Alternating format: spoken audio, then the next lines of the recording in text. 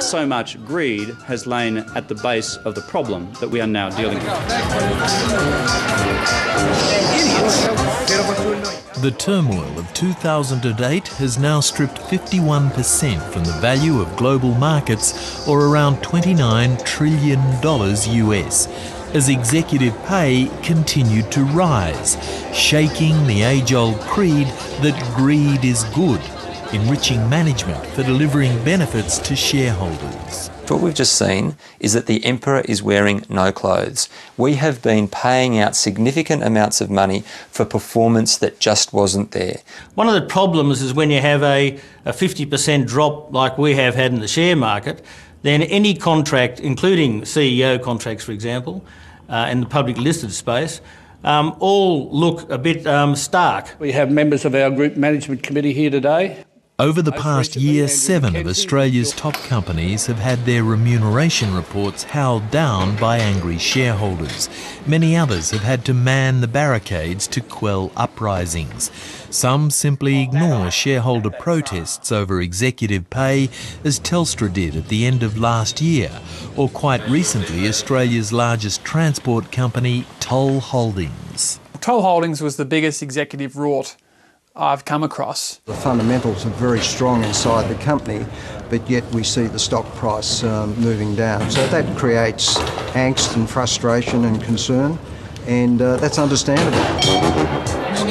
But Toll Holdings shareholders were asked to approve a cash payment to executives in lieu of share options.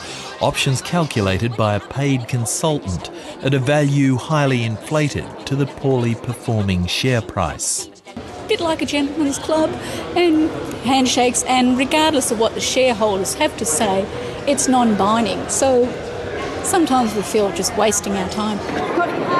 If shareholders approved, multi-millionaire managing director Paul Little stood to gain $8.6 million on top of his $5.3 million remuneration package, after shareholder returns had fallen 57.4%.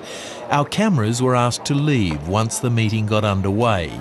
It was a torrid and uncomfortable time for Chairman Ray Horsburgh, before CEO Paul Little simply sidelined the chairman, taking charge of the meeting in the lead-up to the vote on executive pay. I think that the shareholders per se are not in favour of the remuneration. I think the point that's been made by Stephen Mayne is a very valid one that says that the board has no understanding of what the shareholders want from the board. I feel let down by the board, the directors of Toll Holdings. With the remuneration vote close, Managing Director Paul Little, who owns $200 million in Toll shares, used his own voting power to hold the fort and ensure the pay deal was passed, and so securing himself $8.6 million extra pay in the face of shareholder losses. So I won't be answering questions on remuneration. But there was a significant protest vote on it. Shouldn't you communicate that to your shareholders? Which part of what I just said don't you understand? This is the third significant protest vote that Toll Holdings has had in a row on executive pay issues.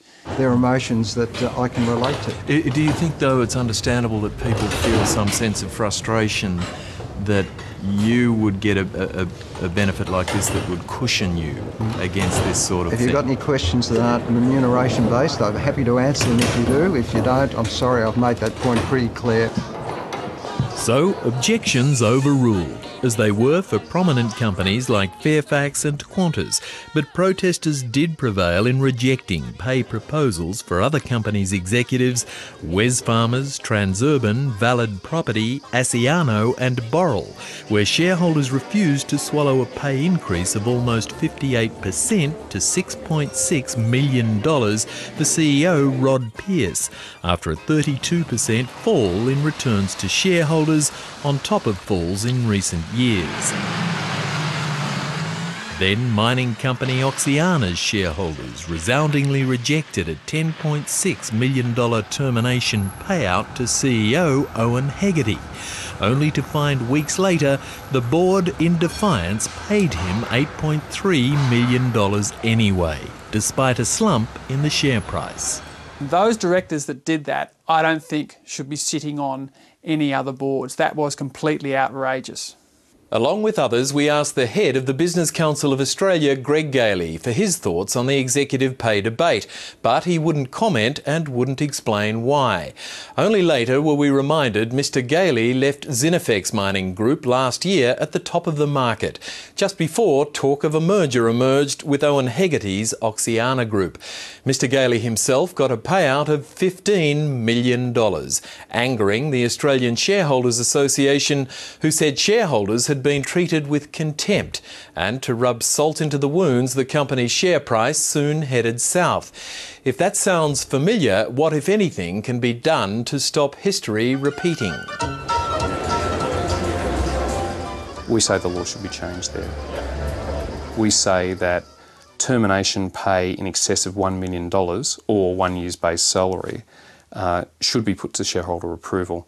You have to be very careful, I think, in just concentrating on some areas like termination payments, because if you regulate or squeeze that area, it's a bit like a balloon, it can move somewhere else.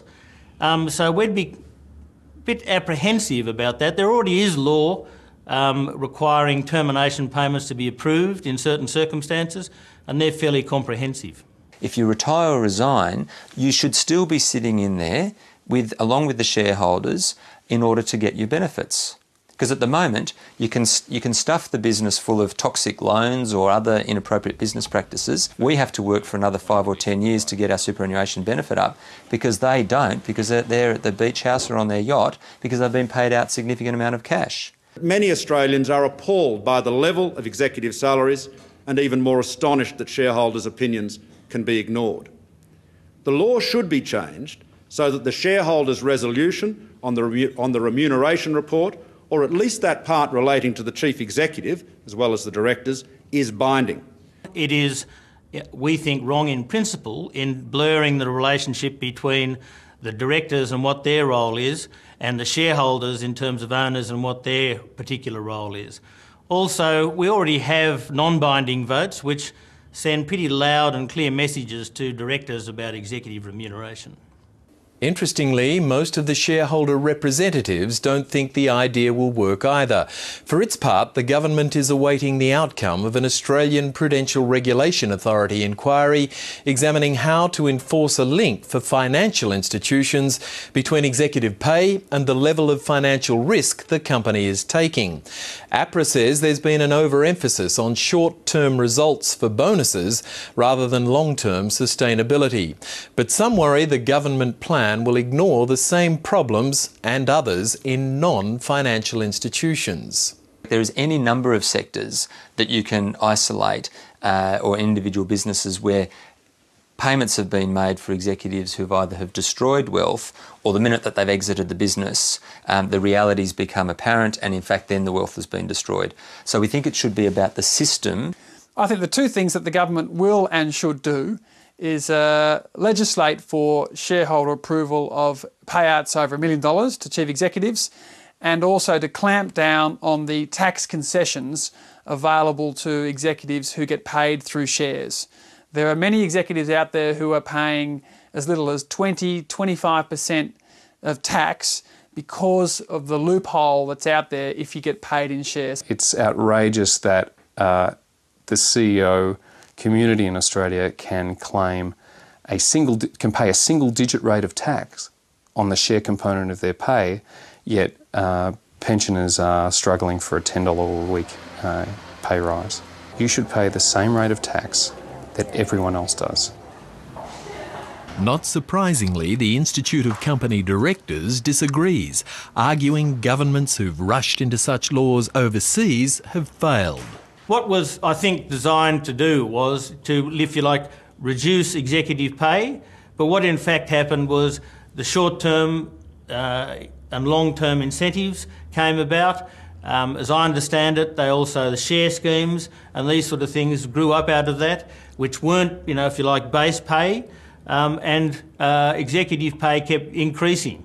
What share owners need to do, and do very assertively, is to say to the board, if the board thinks that a particular executive should, for example, get a significant sign-on bonus, let's say $10 million, A reasonable portion of that should be paid out in any 12-month period as cash, but anything above that amount ought to be paid over a longer period of time, and from a superannuation investment perspective, that time period ought to be something between 5 and 10 years. If we achieved that in terms of reform of the remuneration system, 99% of the problems that we have today would go away.